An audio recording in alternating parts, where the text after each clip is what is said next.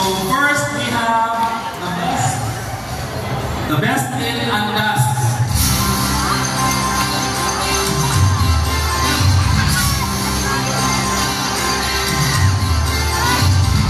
We only have one winner for the best in Andas.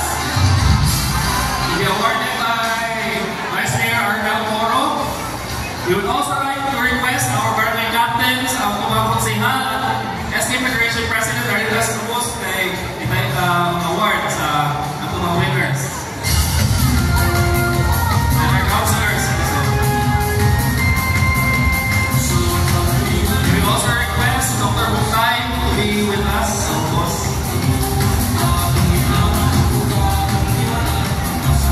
Before anything else, we would like to announce to everyone na katong i-announce ni Mayor Alves na dugang ng premyo cash prize gikan ni Congressman Don Frasco, ana-ana dayon ato ihatag sa barangay captain sa lead barangay. So this is for the ritual showdown. Para di magamit sa inyong mga babayan sa mga utang sa festival. Okay! Best in Andas!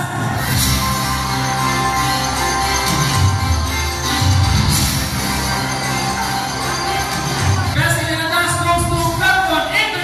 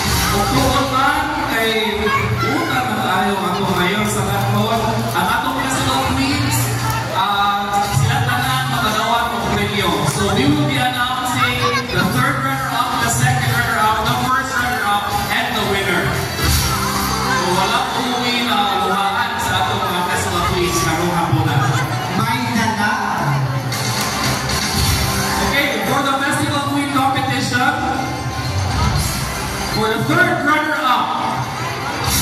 Third runner-up goes to...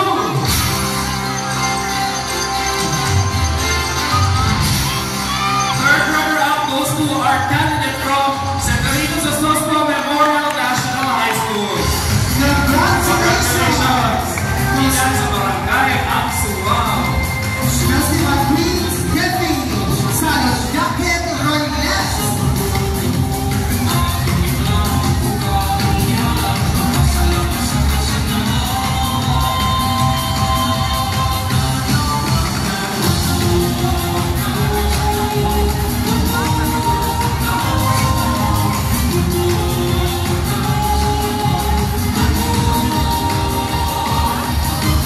Congratulations, third runner-up, Festival Queen from contingent number 4.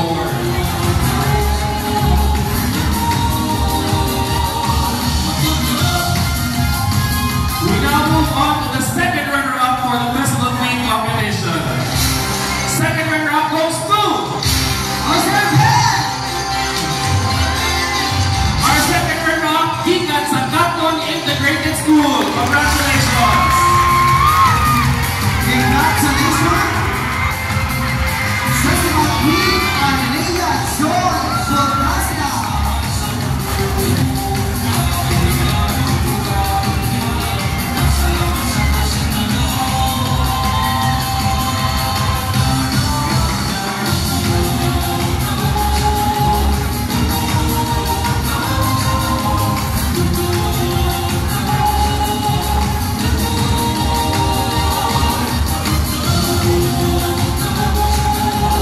Congratulations, second runner-up, Gikan sa Katon Integrated School.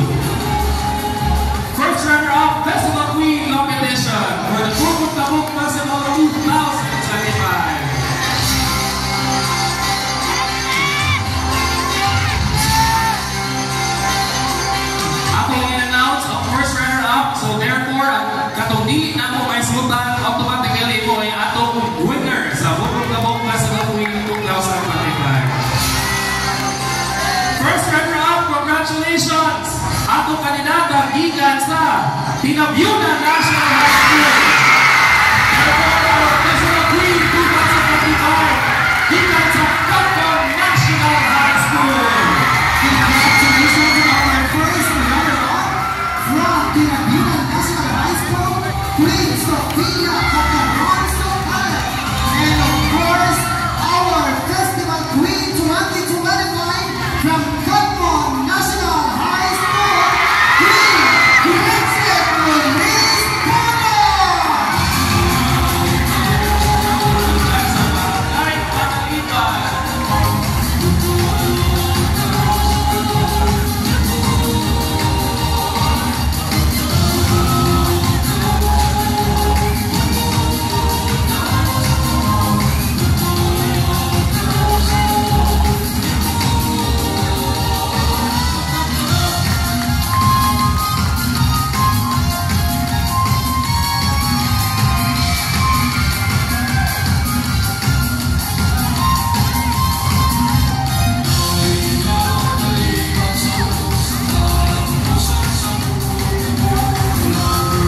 Okay.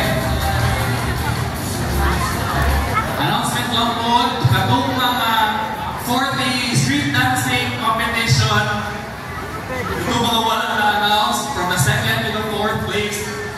Kaya kung kabala kami, after the program, i-announce ni aduna gyapon tayo trophy o prize, no? Ng street dancing. Karon, I will now be announcing the winners of the Ritual Showdown competition. It's the Yintaha. We have 4 winners. Aduna tayo 4th place, 3rd place, 2nd place, and 1st place. Ang